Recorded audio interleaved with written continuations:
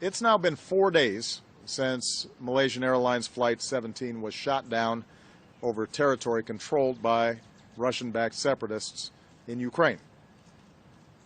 Over the last several days, our hearts have been absolutely broken as we've learned more about the extraordinary and beautiful lives that were lost.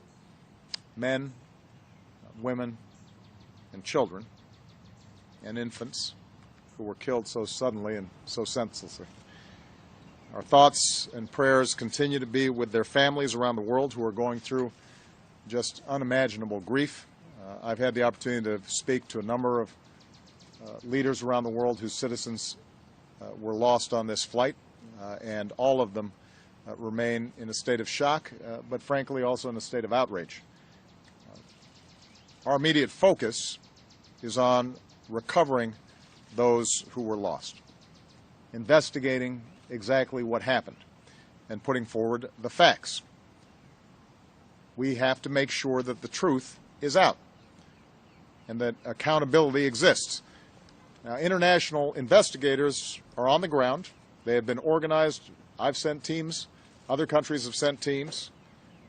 They are prepared. They are organized to conduct what should be the kinds of protocols and scouring and collecting of evidence that should follow any international incident like this. And what they need right now is immediate and full access to the crash site.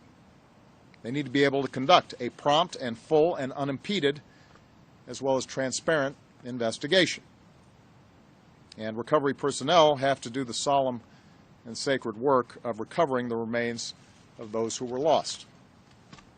Now, Ukrainian President Poroshenko has declared a demilitarized zone around the crash site.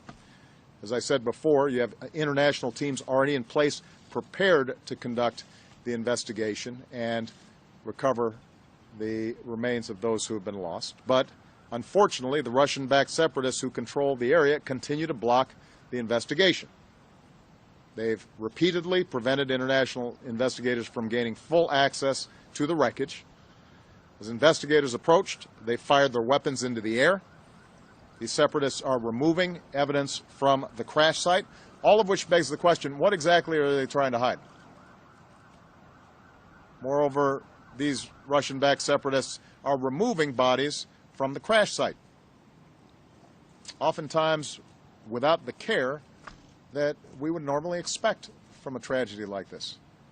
And this is an insult to those who've lost loved ones. This is the kind of behavior that has no place in the community of nations. Now, Russia has extraordinary influence over these separatists. No one denies that. Russia has urged them on. Russia has trained them. We know that Russia has armed them with military equipment and weapons, including anti-aircraft weapons. Key separatist leaders are Russian citizens. So, given its direct influence over the separatists, Russia, and President Putin in particular, has direct responsibility to compel them to cooperate with the investigation. That is the least that they can do. President Putin says that he supports a full and fair investigation. And I appreciate those words, but they have to be supported by actions. The burden now is on Russia to insist that the separatists stop tampering with the evidence, grant investigators who are already on the ground immediate, full, and unimpeded access to the crash site. The separatists and the Russian sponsors are responsible for the safety of the investigators doing their work. And along with our allies and partners, we will be working this issue at the United Nations today. More broadly, as I've said throughout this crisis, and the crisis in Ukraine generally, and I've said this directly to President Putin as well as publicly, my preference continues to be finding a diplomatic resolution within Ukraine. I believe that can still happen. That is my preference today, and it will continue to be my preference. But if Russia continues to violate Ukraine's sovereignty and to back these separatists, and these separatists become more and more dangerous and now are risks not simply to the people inside of Ukraine, but the broader international community, then Russia will only further isolate itself from the international community, and the costs for Russia's behavior will only continue to increase. Now's the time for President Putin and Russia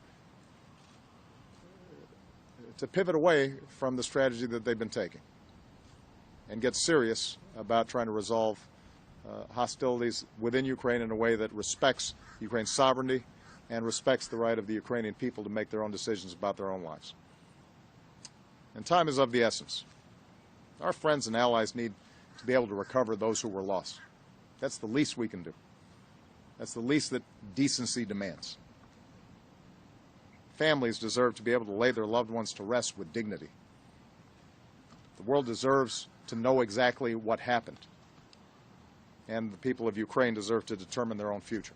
As I've said many times, Israel has a right to defend itself against rocket and tunnel attacks from Hamas.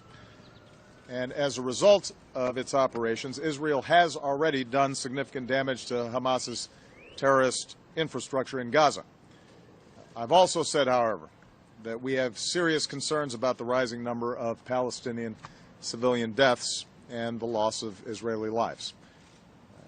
And that is why it now has to be our focus and the focus of the international community to bring about a ceasefire that ends the fighting and that can stop the deaths of innocent civilians, both in Gaza and in Israel. So Secretary Kerry will meet with allies and partners. I've instructed him to push for an immediate cessation of hostilities based on a return to the November 2012 ceasefire agreement between Israel and Hamas in Gaza. The work will not be easy. Obviously, there are enormous passions involved in this and some very difficult strategic issues involved. Nevertheless, I've asked John to do everything he can to help facilitate a cessation to hostilities. We don't want to see any more civilians getting killed.